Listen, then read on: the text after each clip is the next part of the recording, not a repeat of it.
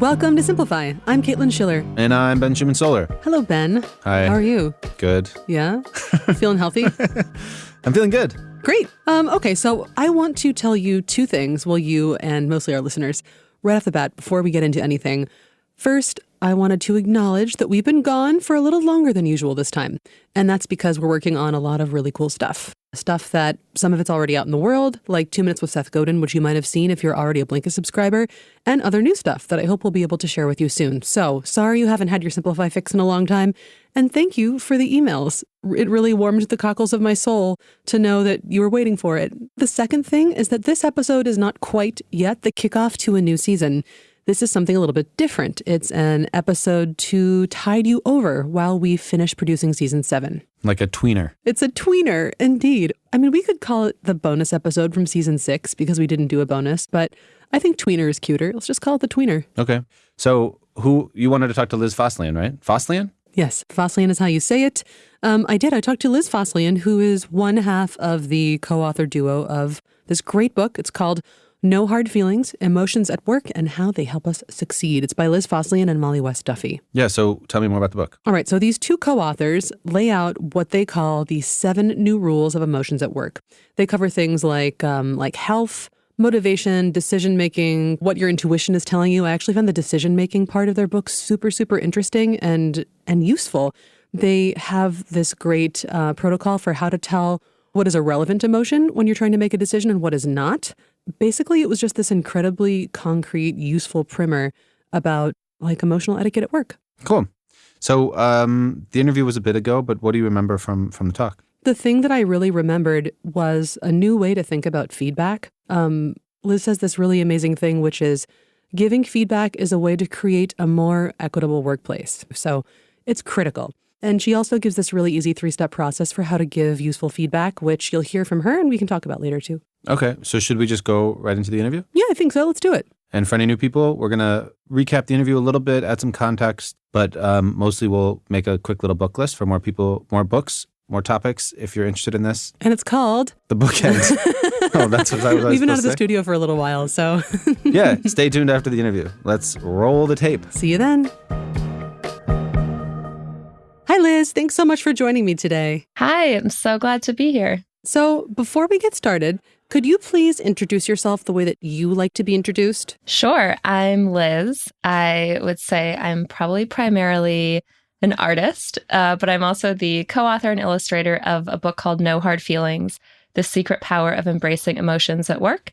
And I also lead content at a company called Humu, which uses behavioral science to make work better. Very cool. I noticed that you start off the book with health.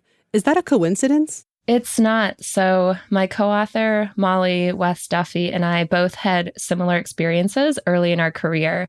And actually, those were the motivating factors for both of us to start researching emotions and work and what both individuals can do and organizations can do to make work better. I think looking back, I didn't even know that you could ever have a conversation along the lines of, these are the parts of my work that play to my strengths. How can I do more of this? Like, I just did everything that was asked of me and never really thought deeply about the work, about my future, about why I might be getting these headaches. It was just like ignore, repress, keep going. And that ultimately didn't work. And again, Molly, my co-author, very similar experience in her first job. Yeah, it's easy to do with the way that professional culture is these days. Your new rule for work around health is be less passionate about your job, which I find delightful. But I wonder, what does being too passionate look like? Because I'm sure that, as you just described, there are some people who don't necessarily know that they're being too passionate. What are the top signs? Yeah, so the top signs are just that you think about work constantly. If you're dreaming about work and waking up thinking about work, that might be a sign that you're sort of quote unquote too passionate. I do want to caveat, we do want you to love what you do and be passionate and excited about your work. It's just when it starts to take over everything else. So when you're dropping all of your personal responsibilities, or you're not seeing your friends, you're really crabby towards your partner, all of these other parts of life, when they start to drop away, that's actually when passion becomes dangerous and unhealthy. That seems pretty clear, but then how do you back up off of that a little bit? Yeah, so it's hard. One thing is just to cut yourself some slack in your free time. And I think too many people on the weekends, they suddenly set goals for their personal lives and goals for their exercise. And there's really a lot of joy and sort of emotional restoration that comes from doing nothing or just doing something purely for enjoying it in the moment. One thing that I do is I actually also time box evenings for myself on my calendar. So when I know that I'm going to be working a lot, I will put on a Thursday night from like 6 to 9, nothing. Like you cannot say yes to a social engagement. You have to step away from your email. You can go to the gym, you can read a book, you can do all these little things, but you actually have to say no to all of these stimuli that will cause you more anxiety. Another thing, if you're an extrovert and you actually gain a lot of energy from seeing your friends, committing with them, saying like, we're all going to get together for dinner on Tuesday night. And that actually might force you to step away from work as, oh, I've made this commitment to other people to be at this place at a certain time. Ooh, those are two really lovely concrete things that are possible to do like right now. That's great. You identified in the book that there are 4 core reasons that people become unmotivated, which I think is actually really powerful because often when we're feeling sluggish and unmotivated, we don't even really know what to attribute those feelings to. Could you talk a little bit about those 4 things? Yeah. So one is that you've lost autonomy in your job. So you no longer have any control over, or at least you feel like you have no control over your day.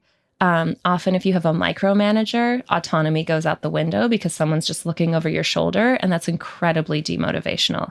The second is that you don't feel that your work has any meaning. So there's a lot of research that shows, again, when we're able to connect what we do every single day to the positive impact it's having on other people, that's incredibly inspiring. Adam Grant, who's a researcher at Wharton, he's a professor, he's written a ton of best-selling business books. He found that if you go into a workplace, and actually in this experiment, it was a call center at a fundraising center at university, and when he showed those people in the call center that the money they were raising actually gave scholarships to first-generation students, and had those students share, like, this is an amazing opportunity for me. I'm so grateful that I received this money and that I could have this experience that my parents didn't have. And I really feel like I'm getting a step up in a life that they weren't able to access. That the people in the call center, after hearing those stories, their productivity went up over 100%. So again, it's just connecting to this better impact that we're having on others. The third is learning. So often I think people say, I just need a new job. I'm not learning anything anymore. There's no more opportunities for me here. And that's usually not true. There are definitely times when you need a new job, but often it's just asking someone outside of your department to go for coffee, seeing if your company will sponsor you to go to a conference or to take some classes at night. There's usually always some wiggle room to learn something new. And then the last one, it just comes down to the people. So on a Monday morning when it's cold and rainy and you just have a really long week ahead of you, it's often not a what that propels us out of bed, it's a who. So if you have a great manager, if you really love your coworkers, that's also incredibly motivational.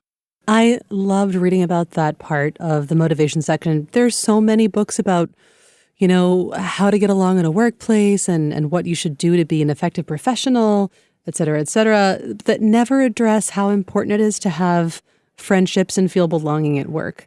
What I found actually really, really interesting and surprising to me is that sometimes work friendships can actually have a negative impact organizationally in a way that it just never once had occurred to me. How is it that work friendships can actually be bad for the organization, even if they're good for 2 people? Yeah, so it really happens when the friendship becomes exclusive. And that's true of anything. For any group, there is someone outside of the group. And so, work friendships are great. It's really motivational, again, to have amazing teammates that you feel personally connected to. But you also want to be sure that you're not becoming exclusionary. And I think it's interesting in the book, we talk about this too, how social media has enhanced this. And, there's not an easy answer for this, but like if you're on a team with 2 other people and then on Saturday you see on Instagram that those 2 people went out for drinks, it's going to be hard not to feel a little rejected. But I think there's a lot that can be done in the workplace to still signal that you're inclusive of everyone, that you still want to get to know other people. And those things, they don't sound like rocket science, but they also don't happen enough. So for example, just like spell and pronounce people's names correctly. I'm an Elizabeth with an S. It's in my email address. So many people spell it with a Z. And it's not a big deal, but it's still a small signal that you just didn't take the time to look into the email and see how my name is spelled. But then there's also things, if someone joins the conversation, taking a moment to stop and fill them in on everything, ask them for their opinion. If you're in a meeting and someone gets interrupted, stepping in and gently asking the person who was interrupted to continue sharing their thoughts. And that's, again, a really gentle way of, one, letting the person who did the interrupting know that it's not okay. And then also just setting a norm on your team of, we want everyone's voice to be heard, and we're going to take explicit action to make sure that happens. I love both of those things. I can't help but think that it puts a lot of the onus of creating a space of belonging and inclusion onto individual heads. What is there, not that there's anything bad about that, I think that it's really important that we do things like that, but what is there that an organization itself can do to increase a sense of belonging in a workplace? Yeah, so I think it's a great distinction to say sort of what can individuals do and then what does the organization need to step in and do. And on the individual level, again, just to say it's really these small gestures that have an enormous impact on how we feel in a space. So it's just saying hello, being inclusive, acting as an ally to others. On the organizational side, first, I think leaders do need to understand that they have an outsized impact on the people around them. So if you're a leader, what you do sets the norm in a much stronger way than anyone else can. So making extra sure that you're engaging in these inclusive behaviors, but then also really trying to understand what are the structural issues that might make people feel excluded that, again, cannot be addressed by the individual. So this is the hiring process fair and unbiased? Does everyone within the organization have equal access to upwards opportunities? Are decisions made in a fair manner? Are you actually taking into account different people's viewpoints? Another thing that leadership can do is just really make it clear that they are open to feedback and that if they hear something that should be fixed, they will try to fix it. And even if they cannot fix it, they will clearly communicate why a change cannot happen. So the organizational and leadership changes really are more at the structural level. And then individuals can do these sort of day-to-day gestures towards each other that help other people feel a sense of belonging. So we know that work is really important. But like Liz says, you've also got to take time to be a whole human. See a friend, watch a movie, learn how to cook something weird. Recently, I've been making kombucha because I am that bougie, apparently. Or hey, read a book or sprawl out on your couch and listen to the key insights of a book on Blinkist. Blinkist gives you a sneak peek into a whole world of great nonfiction books, like Liz and Molly's, by transforming the key ideas into powerful little capsules of text or audio. All of our books and blinks are put together by real readers like me and Ben who pull out the insights. So digesting these key ideas will take you only about 15 minutes. A perfect amount of time to loll on your couch and decompress from a day at the office. As with most things, it's better if you just try it out yourself. So go to Blinkist.com/simplify, go to Try Blinkist in the top right-hand corner, and you can try it for 14 days for free by entering the code FEELINGS. That's Blinkist.com/simplify. Use the code FEELINGS, and yeah, you're good to go. I really hope you love it, and I guess that's it. Now, back to my talk with Liz Fosslien.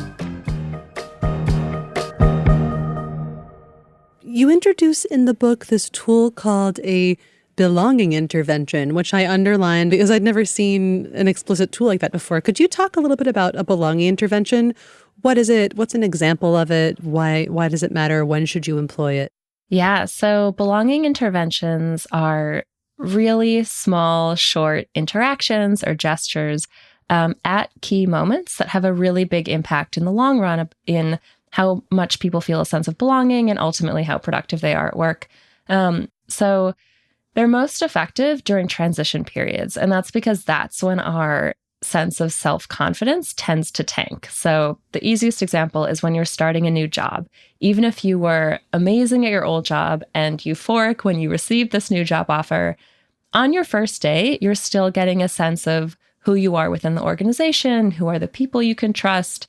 you just feel a little anxious, and that's when a belonging intervention is really effective. And so my favorite example of this actually comes from the organization IDEO, and they do sort of cultural change. And what they do is when a new person starts, so nowadays we also usually interview with more than a few people when you're applying for a job. And so this company, they'll ask everyone who interviewed the new hire to write on a Post-it note 3 things. 1, what really impressed them during the interview. 2, what skills that person is bringing to the company that the company really needs. And 3, something they want to get to know more about the person. And then when that person arrives on their first day, those Post-it notes are all over their desk. And so the first sign they have in the organization is just this wonderful welcome that also boosts their confidence again, gives them not permission, but sort of really invites them to share everything that makes them unique and an expert in certain areas, and then has a bunch of little starting points for conversations. And I mean, I think about that in comparison to my first job, which is about 10 years ago now, out of college. I remember so vividly, this is when we still had like binders full of pages. My first thing, they hadn't set up my computer yet. And so they just hand me this enormous binder and were like, okay, pick your 401k, pick your health insurance. And I had absolutely no idea what to do. And so I just felt like an idiot in my first moment at this new job where I was already terrified.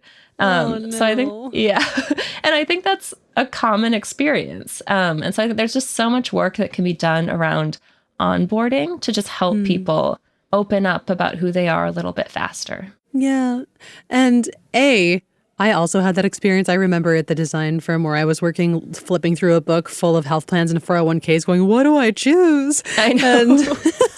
And it's also like not designed in an intuitive way. It's just so much data. No. Yeah, like you'd need 6 to 8 hours just to read through all of it and try to make a decision.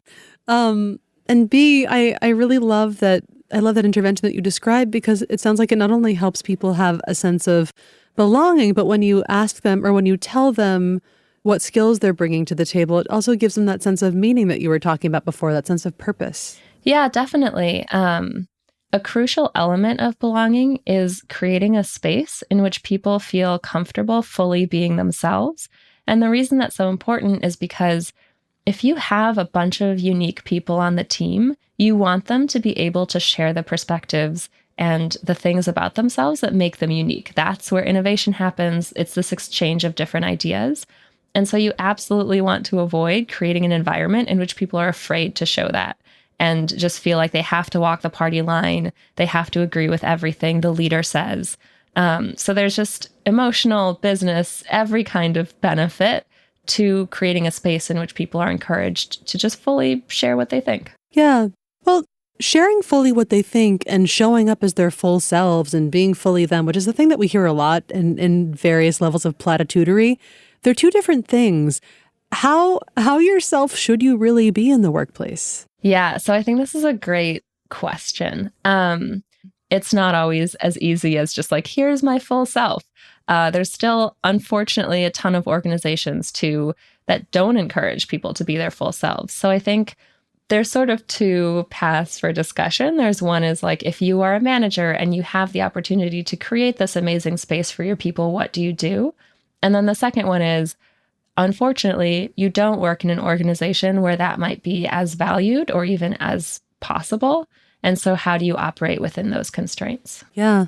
And how do you operate within those constraints? Yeah, it's hard. I mean, I think the biggest piece of advice I would give is if it feels like that environment is really starting to wear you down, look for a new job. I think there's ways that you can feel better about the work you're doing and try and seek a confidant. But ultimately, if you just dread going to work every day and you feel like you have to put on a mask, like find somewhere else to work. But while you're doing that, sort of really tangible piece of advice is to practice in the book what we call selective vulnerability. And that's, again, it's just all about walking this line between sharing and oversharing. So it's, again, figuring out like, who are the people where you maybe need to be a little more buttoned up? And then who are those one or two people that you can really trust to share more with? But yeah, I think it's hard to work in some of those places. And there's lots of research that shows when people, it's called surface acting. Another word is emotional labor. So when you have to present really different than how you're feeling, that has a lot of negative long-term consequences. So I don't want to be as cavalier as saying like, find a new job. It's super easy. It's often not super easy and you have bills to pay. But I would say like, that's when you really try to take advantage of any learning opportunities, try and sort of see if you can grow within the company while at the same time starting to look for a place that will value more of who you are. Yeah. Do you think that bringing your whole self to work and really showing up with your emotions, is that at all in conflict with this idea of being less passionate about your job, or do they live side by side? That's a great question. I think they can live side by side. I also want to say that showing up and being your full self or your best self at work is also different for different people. So there's things called segmenters and integrators. And so an integrator is someone who like wants to come to work, emotions on display, share everything about themselves. And that's amazing and can be really fun for their colleagues. Then there's also the segmenter, which is someone who's more private. And so I don't think there's a one size fits all for this. I think it's more about creating an environment where people can come to work as they are and as they want to be. And I don't think that that's at odds with being less passionate about your work. I think the ideal situation is you come to work, you feel safe raising issues, asking questions, even admitting mistakes, throwing out your unique viewpoint. And then in the evening, you can go home and like detach a little bit from work. So those to me are not mutually exclusive. Okay, good. I'm glad to hear that. Yeah, there's hope. I also was hoping that we could talk a little bit about feedback. What can I do to be a better recipient of feedback? Yes. Few specific things. One is create a smile file. And so it sounds cheesy, but bear with me. So this is a folder you create on your desktop, in your email, wherever. And every time someone says something nice about you or thanks you or just does something or says something to make you smile, you save it into your smile file. And then when you get a piece of negative feedback, you can actually return to that file and read all these wonderful things about you. And then it's actually easier to see this one piece of constructive criticism as a single data point. And maybe you need to make a change, but it's not like a tear down of who you are, which is often what it feels like when you first receive that. Another really valuable thing is take notes. So just even if you're having an emotional reaction, write down the piece of feedback you received, put it away, and then come back to it later when you're in more of a calm state. And that's maybe when you have the calmness of mind to look at it and say, okay, I should make a change based on this. I learned that when I've applied. My mom is sort of the PR person I never asked for. So anytime I tweet or post something on Instagram, she'll text me 5 minutes later and just be like, I'm not sure this makes you look professional, or you misspelled a word here. And I've started to write those down because often she's right, but I just have this rebellious teenager reaction where I'm like, Mom, get off my Twitter. I don't want to hear it. So yeah, write it down, come back to it later. There might actually be some truth in the feedback you're getting. I think that's really good advice in general. Just cool off a little bit. You also nuance your section on feedback in a way that I have to say I haven't seen a lot of other books do. You explicitly address how men and women, or women and people of different racial backgrounds, might get different kinds of feedback or get it with a different scope. Could you speak a little bit about that? Yeah. So there's actually a research study that looked at performance reviews over 6 years at a big tech company. And they found that women tend to get much more vague feedback than men. So where a man might hear, hey, in the deck that you shared, slides 2 and 3 are repetitive, delete one. And at the end, maybe sort of stand up a little straighter to project more confidence, super specific and actionable. A woman might hear, hey, your comments missed the mark, or the deck didn't really land for me. And the reason that those are so bad is because it's impossible to figure out what to do next. Like, I don't know, if you tell me my comments missed the mark, I have no idea what I should change. So I'm just left there anxiously thinking through every single word I said. And then probably thinking through every word I say for the next 6 months, trying to figure out when my comments are missing the mark. And so it's so important to create, one, just to give good feedback, but to create an equitable workplace, to give everyone feedback that is specific and actionable. So it's really always the thing I like to say is, where is the person now? where do you want them to be? And then what are the very specific steps to help them get to that place you want them to be? The other thing I'll say about feedback, and this story came from a friend who's a Black female engineer. And so in engineering on teams, they do this thing called code review, which is where someone has written the code and you sit with another engineer and you go line by line through every part of the code and give feedback and it's, yeah. So what an afternoon. I know. So it can be very stressful, but it's also, this is actually where you learn what you need to do to level up as an engineer. So if you're not doing this, you actually don't know what you need to improve and you're never going to learn and grow. And so what, again, my friend told me is that she was sitting during code review and she was, again, the only female on this team and the only Black person. And so she noticed that when these white male coworkers would sit next to each other, they would just rip into each other's code. They'd be like, line 2 is terrible. Line 3, you obviously forgot the semicolon. Line 4, there's such an easier way to write this out, and would just like mercilessly throw feedback at each other. Mm-hmm. And then when they sat down with her, they would be like, oh, overall it looked great. There's maybe something slightly you could change at the end, but generally I think you're doing fine. And it was because they were uncomfortable around her and like just were afraid to have these little moments of like, yeah, it's hard to give feedback. It feels bad to get feedback, but it's still sometimes the best thing you can do for the person. So she finally ended up sitting them down and saying like, hey, I just want you to treat me the same as your other coworkers because I'm not learning. I don't know what I need to do differently. And it's actually, you're creating a more unfair workplace because you're just not comfortable having these awkward moments with me. So like, have the awkward moments with me. If there's spinach in my teeth, tell me there's spinach in my teeth. I want to know. So I'm not walking around the rest of the day with spinach in my teeth. And then she said it got a lot better, but that was kind of the opposite problem where people just like wanted to be supportive and like nice to her. And in doing that, they were actually holding her back. Whew. It really hit me reading that. It makes so much sense. And there's so much that we can do that's not great through good intentions. Yeah. The one more thing, I have a lot to say on this, obviously. Please go on. Yeah.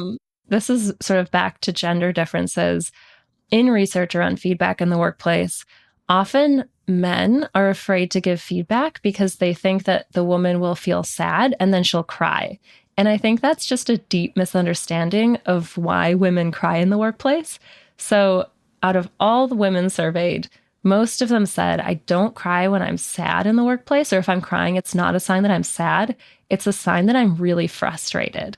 And so I think understanding that is really useful. One, if you're a manager and you see someone crying, understanding that like there might be a barrier to their progress. There might be something that's unfair. It's probably not a sign that they're like sad or whatever. It's like something is wrong and we should help address it. And then also, if you are one of these men that was surveyed and said like, oh, I'm afraid of giving feedback because she'll cry. No, that's probably not what's going to happen. Like give the feedback, give it in a nice way, make it specific, make it actionable so it doesn't tear apart someone's self-esteem, but don't shy away from giving that feedback. Yes. Liz, just to sum up here and to get people on their way and to get you on your way with your day, if there were one central idea about emotions and how they fit into the workplace, what would that be? One thing that you really wanted people to take away from this? Yeah, I think it's understanding that behind most emotions, there's a need. And so I think that sort of I'm going to cheat. There's like two pieces of advice that come out of that. First is just giving yourself permission to feel. And especially when it comes to work, I think so often we just think we should be these robots, and that's not how the most effective people operate and the most successful people operate. So just like let yourself feel feelings. That's one. And then the second part of that is take the time to figure out like what is driving those feelings. And often it's like, has one of your values been violated? Do you just want to work on something else? Then maybe you can eventually have that conversation with your manager. Sometimes it's a small thing, like, oh, this person actually offended me and maybe I need to have a difficult conversation, but just really trying to figure out what is the need driving that emotion and then trying to address that need. So feel feelings, and then take the time to work through them and see maybe what actions you need to take to get to a better place if you're having a strong negative reaction. So great. So actionable. Thank you for that. And then the last thing that I always like to ask people, because writers generally have really great bookshelves, is there anything that you've read recently that you've really liked? Yes. Anything by Brené Brown. So just the entire catalog of Brené Brown. I also think the book Difficult Conversations is wonderful. It's just a really great guide to how to approach someone, talk through an issue, and resolve it in a way that makes it a little easier for both parties. So Brené Brown, and then the book Difficult Conversations. Very cool. Liz Fosslien, thank you so much for joining me today. It was such a pleasure to talk with you. Yeah, thanks so much for having me. I really enjoyed it.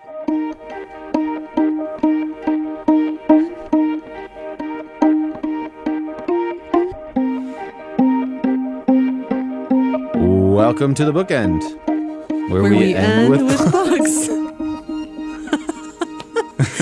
You paused and I thought maybe you weren't going to say it and you wanted me to help.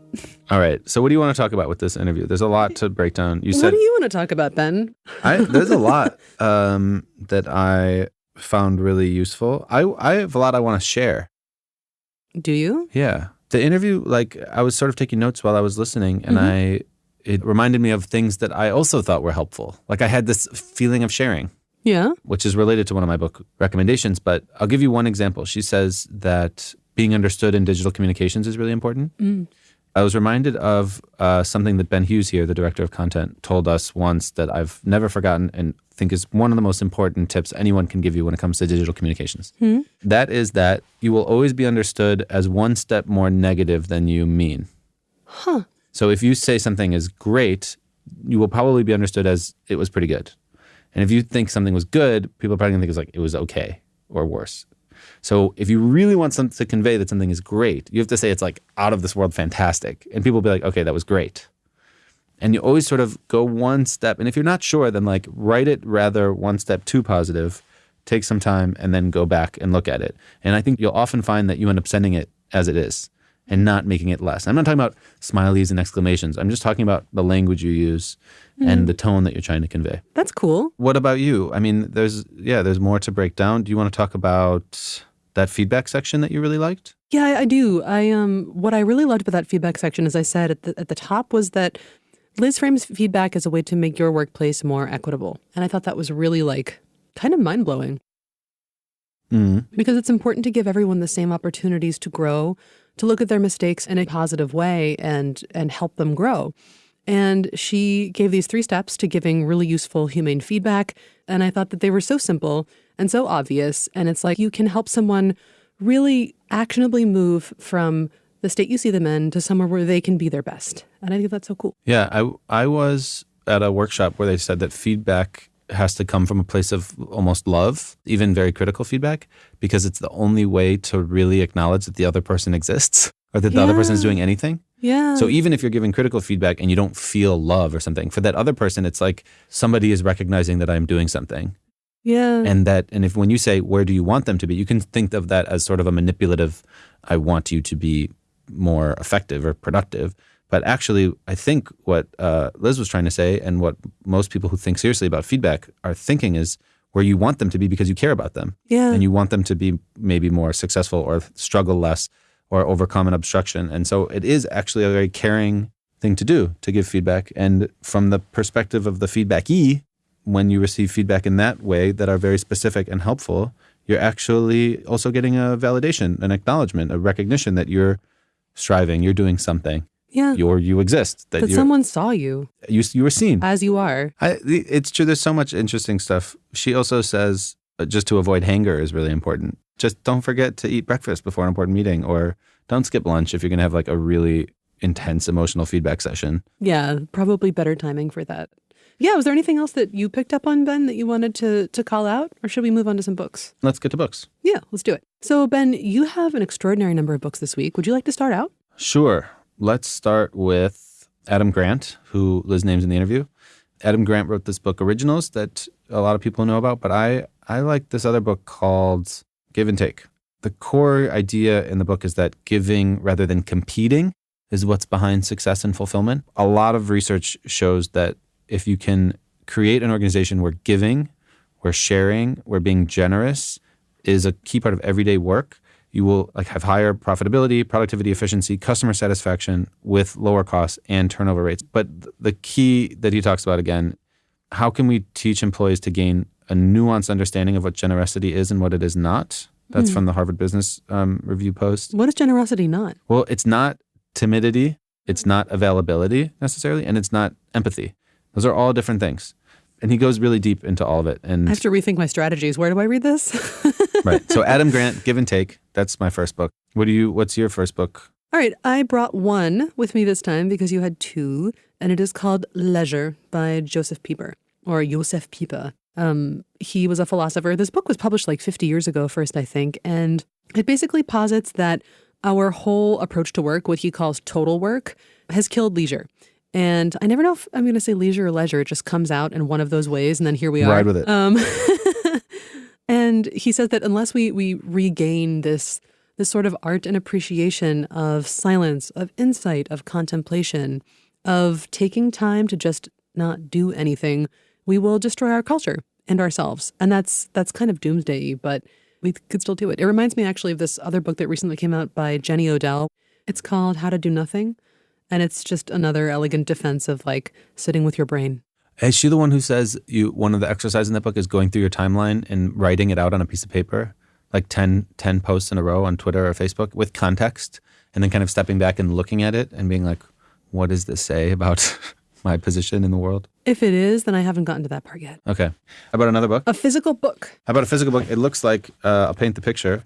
It looks like one of your books because there's 100 pink Post-it notes in here. There's so many Post-it notes. They're extremely bright. So this is Difficult Conversations, How to Discuss What Matters Most. There are 3 authors, Douglas Stone, Bruce Patton, and Sheila Heen. I wanted to pull one part of this, which is about a mistake that we make when it comes to intentions. The example is the father who is too busy at work to attend his son's basketball game. He doesn't mean to hurt his son, but the desire not to hurt his son's feelings is not as strong in that moment as his desire or need to work. And it doesn't really matter if he wanted to hurt him or not. In the end, it still hurts. So if the father says, I'm sorry to hurt your feelings, I didn't mean to hurt your feelings, he's not actually addressing the son's concern. And I think that even though it's helpful to make intentions clear, the trap here is that even having good intentions doesn't necessarily absolve you from the impact that you had. And I think that's a really important distinction. It is a little bit, it's hard to wrap your mind around at first because you're so convinced of what your own intention is that it's almost impossible to see that the impact that you made on a person was not what you intended. Right.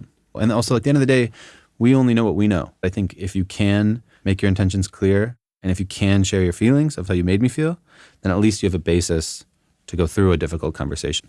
It sounds like the flip side to that is if you can make your intentions clear, but also make yourself available to hear what the impact of your intentions were. Yeah, like listen. Yeah. Right. Yeah, exactly. In a word, listen. Yeah. Cool. These Good are great episode. books. Yeah, and thank you for bringing such excellent books. Happy to. We've gone on for a really long time here, but I hope that that's a good thing and it keeps all of you tided over until we get season 7 produced for you, which I hope is sooner than later. Mm-hmm. Can't make too many hard-line predictions right now because there's a lot of stuff going on in our world right now that disrupts things like getting interviews recorded and air travel and people's health. So but I have a spoiler. What is it? I might do some of the interviews in season 7. It's true. I haven't done an interview since season 1. What a treat. I'm excited. I hope you actually meant that. I did. I have to live up to very high, Very kind. what's it called? Quality. All right, so let's get out of here. Simplify was produced by me, Caitlin Schiller, Ines Bläsius, Ben Schuman-Stoler, and Christoph Meyer. Yeah, we have 2 requests for you. One, if you like this episode, just share it with someone, maybe a work friend, a boss, an underling, and if you're in a flat hierarchy, then just someone else you work with, I guess. Anyway, then second thing, leave us a comment on Apple Podcasts. Tell us what you think of Simplify. It really makes Caitlin happy. It does. So we appreciate it. Yeah, and I appreciate it a lot, so thanks. By the way, in case you didn't already know, and I hope you did, this episode was brought to you by Blinkist, which is where Ben and I work. Blinkist is an app, but you can also find us on the web or an Android store or an iOS store.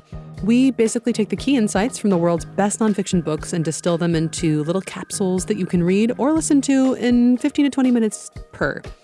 You will also find original series like 2 Minutes with Seth Godin and our newest show, State of Mind, which is a documentary series on high achievers, and it's hosted by Niklas Jansen, who is one of Blinkist's co-founders. Yeah, and if you want to hear all that, and also you can find more Simplify episodes in the app, go to Blinkist.com/simplify. We made a little voucher code, I guess they're called. Yep.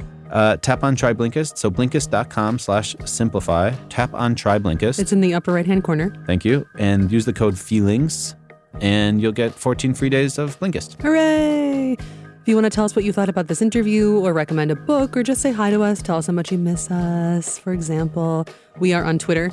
I am at Caitlin Schiller and Ben is at Beasto, and you can email all of us at podcast@blinkist.com. Cool. So we're going to get back to work and try and finish season 7. Yes. Stay tuned. Stay tuned. All right. Until then, Checking out. checking out.